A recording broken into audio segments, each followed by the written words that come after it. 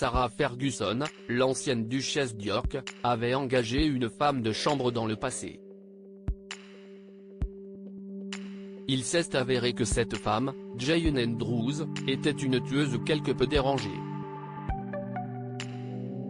Elle est également l'auteur de vols de bijoux de la couronne. Les membres de la famille royale britannique ont effectué un certain nombre d'hommages à leur matriarche.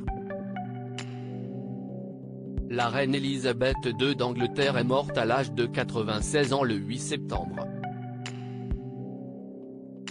Sarah Ferguson, ex-épouse du prince Andrew, était la grande absente de tous ces hommages. Mais Fergie, la maman des princesses d'York, a fait une apparition surprise aux funérailles d'Elisabeth II d'Angleterre qui se sont tenues le 19 septembre 2022. Et pourtant, en tant que femme divorcée du prince Andrew, Sarah Ferguson n'avait pas reçu d'invitation. Dans son article du 19 septembre, Gala revient sur une histoire à donner la chair de poule qu'a vécu Sarah Ferguson, 62 ans, dans le passé. La maman des princesses Eugénie et Béatrice avait engagé une femme de chambre. Il s'est avéré que cette femme, Jane Andrews, est une meurtrière doublée d'une voleuse. La femme est connue pour avoir tué son compagnon Thomas Cressman qui était un concessionnaire de voitures de collection. Elle avait alors assommé son compagnon dans son sommeil à coups de batte de cricket, puis l'avait poignardé avant de prendre la fuite, rappelle Gala.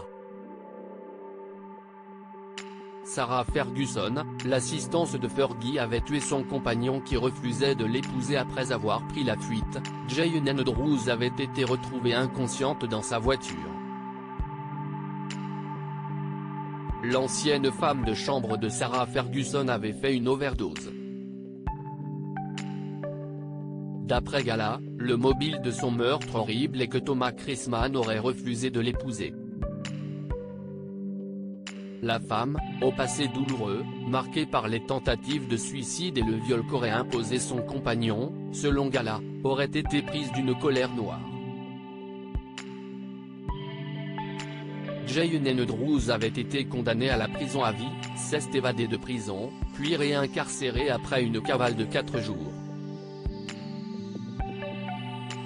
Libérée pour bonne conduite en 2015, elle repart pour quelques mois en prison en 2018 après une histoire de harcèlement.